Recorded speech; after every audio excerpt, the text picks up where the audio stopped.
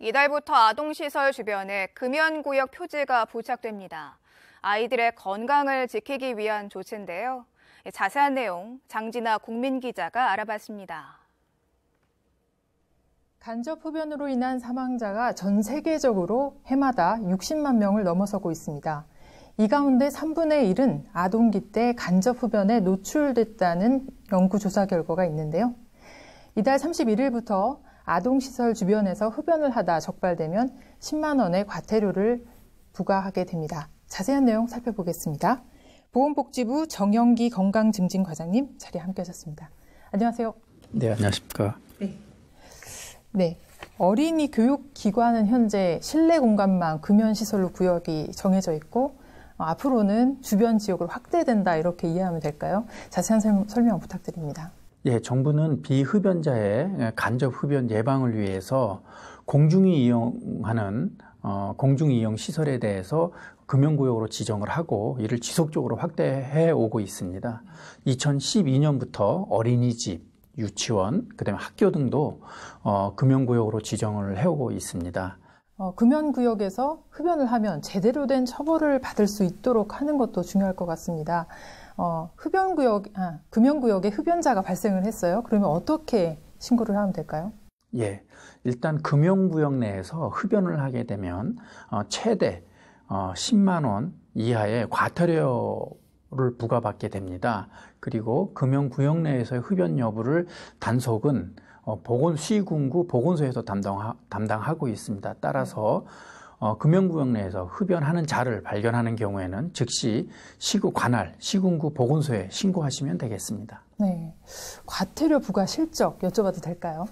예, 과태료 부과는 17년 기준으로 해서 약 7만 한 2천 건 정도가 부과가 됐고요. 금액으로는 약 56억 정도가 부과되었습니다. 네, 우리나라의 금연구역 현황 또 흡연구역의 그런 현주소 좀 여쭤봐도 될까요? 법에 의해서 규정된 금연구역은 전국에 134만 곳이 되고요. 지자체 자체적으로 지역 특성에 맞게 지정된 금연구역은 약 11만 개소가 있습니다. 네. 예. 다만 우리나라 같은 경우에 WHO에서 권고하는 금연구역 정책에 약간 미진한 부분이 있습니다. WHO에서는 실내에서는 완전 금연을 권고하고 있습니다. 왜냐하면 실내에 아무리 환기시설이 잘 갖추어진 흡연실이 있더라 하더라도 완벽하게 간접 흡연을 차단할 수 없기 때문입니다. 하지만 우리나라 같은 경우에 실내 금연구역인 경우에는 흡연실을 별도로 설치할 수 있도록 되어 있습니다. 그래서 앞으로 정부는 실내에서는 WHO 권고 사항대로 완전 금연할 수 있도록 정책을 추진해 나갈 계획입니다. 흡연 부스에 대한 정부의 입장이 있을까요? 예, 담배 폐로부터 국민의 건강을 보호하기 위해서 흡연을 예방하고 또 흡연자에게는 금연을 할 수 있도록 지원하는 정부로서는 현재 흡연실을 설치하는 것을 지원하는 것에 대해서는 좀 신중할 필요가 있다고 생각을 합니다. 네. 아이들이 많은 시간을 보내는 곳 중에 하나가 또 가정인데요.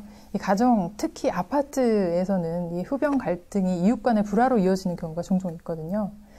어떤 제도적으로 이렇게 해결할 수 있는 보완책이 있을까요?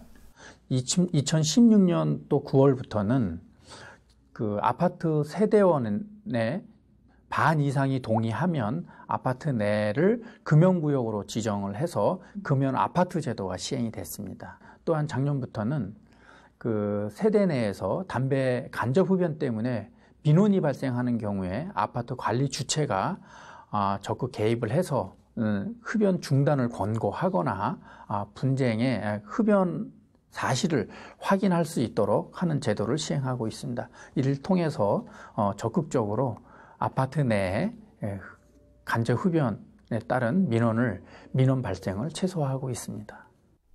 흡연 문제, 특히 아동들의 간접 흡연 문제는 에티켓을 넘어서 생존권과 직결되기 때문에 엄중히 다뤄야 할 중요한 문제입니다. 서로 배려하는 마음이 중요한 만큼 흡연자들은 좀 더 세심하게 신경을 쓰셔야겠습니다. 지금까지 보건복지부 정영기 건강증진과장님과 함께 이야기 나눴습니다. 오늘 말씀 고맙습니다. 네, 감사합니다. 감사합니다.